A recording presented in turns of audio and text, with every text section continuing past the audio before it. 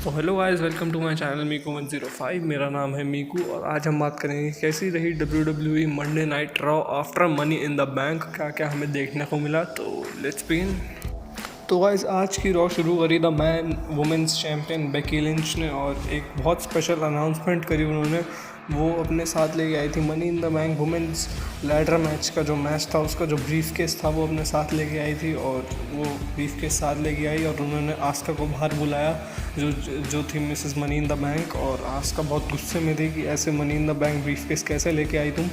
तो फिर Becky Lynch ने कहा कि तुम्हारा जो कल मैच था वो मनी इन द बैंक के लिए नहीं था, वो था for the raw women's champion, और अब तुम ही हो नई रॉ वुमेंस चैम्पियन। तो पहले तो आस्का बहुत खुश हुई और टाइटल लेके बाहर भाग के नाचने लगी। और फिर जब वो वापस रिंग में आई तो उन्होंने पूछा कि क्या हुआ, क्यों मिली मुझे ये। तो बेकी लिंच ने बताया कि वो अब एक मदर बनने वाली हैं। तो बेकी लिंच जो है वो है अभी प्रेग्नेंट और इसीलिए उन्होंने डिथ्रोन कर दी है अपनी बेल्ट। और अब पता नहीं आगे क्या होगा, बेकी लिंच का कभी वापस आएंगे कि नहीं, कुछ नहीं पता मुझे। पर ये अच्छा स्पेशल अनाउंसमेंट थी यहाँ पे एक बेकी लिंच की। और अब वो नहीं है वुमेंस चैम्पियन और अब हमारी न्यू वुमेंस चैम्पियन रॉ की हैं आस्का। तो देखते हैं अब आगे क्या होता है।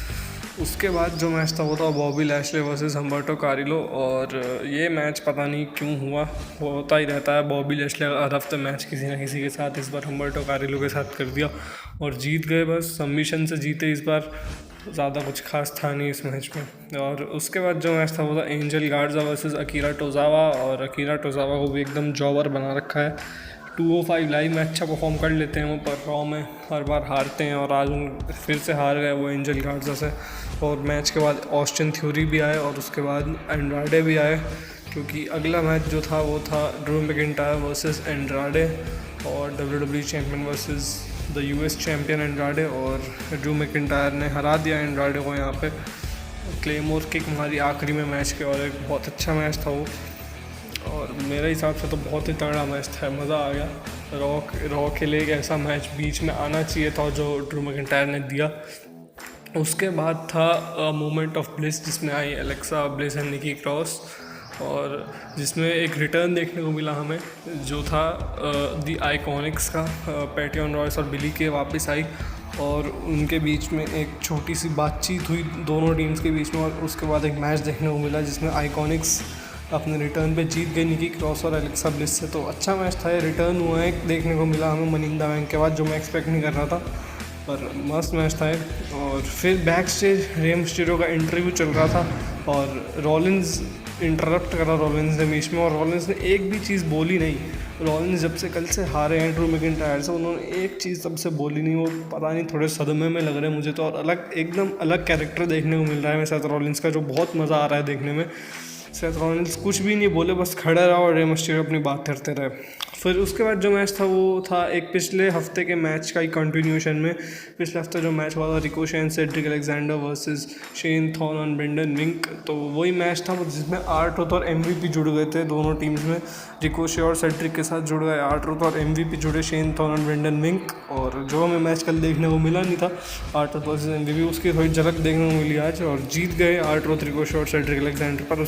तो गाइस, उसके बाद हमें देखने को मिलता है एक बैक स्टेज इंटरव्यू जिसमें थे जिंडर महाल, और उन्होंने कहा कि वो बहुत खुश हैं अपने ड्रू मैकिंटायर, जो उनके बहुत पुराने फ्रेंड हैं 3MB के, एक फॉर्मर टीममेट हैं, उनकी सक्सेस को देखकर। और उन्होंने ये कहा है कि वो भी ऐसे ही टॉप पे जाएंगे और उनकी इस बार जो जर्नी होगी वो एक हीरो से कम नहीं होगी, उनकी एक हीरो की तरह जर्नी होगी। तो ये जो उनके वर्ड्स थे ये एक तरफ ही पॉइंट कर रहे हैं कि अब शायद से उनकी एक राइवलरी देखने को मिल सकती है ड्रू मैकिंटायर के साथ, और जिसमें बहुत मज़ा आएगा। और बहुत रूमर्स चल रहे हैं हर जगह कि शायद हो सकती है, होने वाली है, और मेरे ख्याल से अब उन्होंने क्लियर कर दिया है कि ज़रूर होगी। और बहुत खतरनाक मैचेस होंगे इनके, वो तो पक्का है। उसके बाद जो मैच था वो था Rey Mysterio and Aleister Black versus Seth Rollins and Buddy Murphy. और इसमें सेथ रॉलिन्स पूरे मैच में लड़े ही नहीं, बस एक जगह खड़े थे रिंग के कोने में और रिंग को थोड़ा नीचे की तरफ रिंग को देख रहे थे बस। और बहुत ही अजीब से एक्सप्रेशन दे रखे थे उन्होंने, सेम एक्सप्रेशन पूरे थ्रू आउट द मैच, जैसे पता नहीं बहुत कोई बड़ी चीज़ हो गई है। और क्योंकि कल हारे वो ड्रू मैकिंटायर से और उसी के गम में थे वो अभी तक।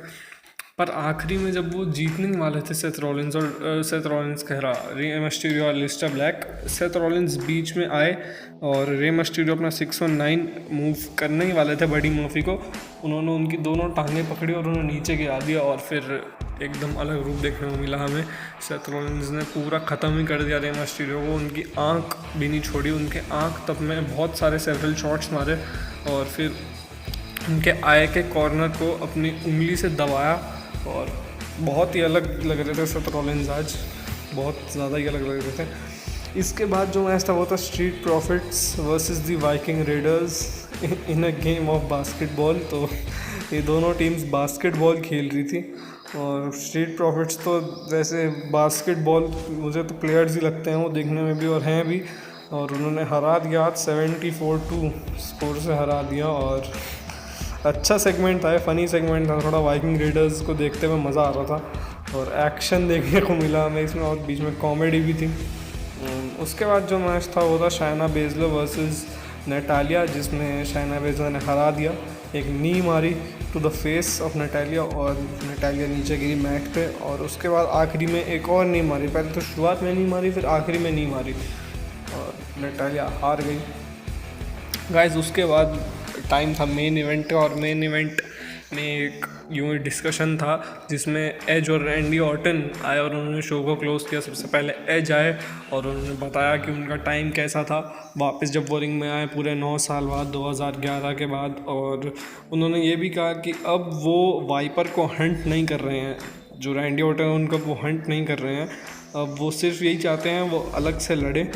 और वो ये भी उन्होंने ये भी कहा कि वो जानते हैं कि रेसलमेनिया उनके लिए एंड नहीं थी, वो आगे भी लड़ेंगे। और उसके बाद रैंडी ऑर्टन आते हैं और आते आते वो जब अंदर आते हैं वो कहते हैं कि कॉन्ग्रेचुलेशन, सबसे पहले एज को बोलते हैं कॉन्ग्रेचुलेशन और उसके बाद कहते हैं कि जो रेसलमेनिया में जो जीता वो एक अच्छा आदमी था, ये कहते हैं ऑर्टन। और उसके बाद रिंग छोड़ के चले जाते हैं और जब वो वापस जा रहे होते हैं वो रुकते हैं, फिर वापस आते हैं, फिर आगे कहते हैं सच में जो जीता वो अच्छा आदमी था पर एक अच्छा रेसलर नहीं जीता।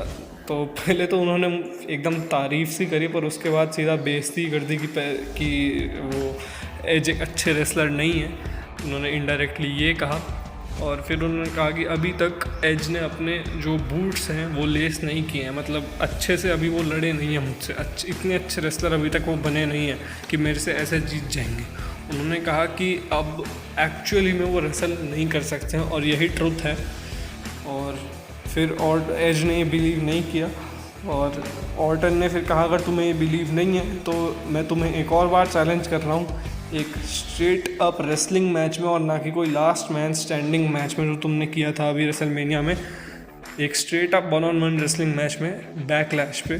तो एज को फिर पूछा गया था कि क्या उनका रिस्पॉन्स है, पर उन्होंने कुछ कहा नहीं और ऐसे ही शो हो गया ऑफ एयर। तो ऐसी थी आज की रॉ, बहुत मज़ा आया मेरे ख्याल से। सारी जो क्वारंटीन में हो रही थी रॉ उनमें से सबसे बढ़िया जो रॉ थी वो ये थी, बहुत मज़ा आया इसमें। और अब पता नहीं यार क्या होता है एज और रैंडी ऑर्टन का, मुझे तो लग रहा है एक और फ्यूड चलेगी, एज हाँ बोलेंगे ही, मना तो करेंगे नहीं। और इस बार एक 1-on-1 मैच, और यही मैं देखना भी चाह रहा था। रेसलमेनिया में मैं कोई स्टिपुलेशन चाह नहीं रहा था क्योंकि एक 1-on-1 ही तगड़ा होता, पर फिर लास्ट मैच स्टैंडिंग हुआ वो भी बहुत तगड़ा मैच था। पर इस बार 1-on-1 है बैकलैश में, तो देखते हैं अब क्या होता है आगे रॉ में। आज की रॉ बहुत बढ़िया थी, मज़ा आ गया देख के after money in the bank. तो guys thanks for watching my video and please make sure that you subscribe to my channel. ऐसे और वीडियोस देखने के लिए रेसलिंग पर सब्सक्राइब कर लेना मेरे चैनल को, और see you next time, bye bye.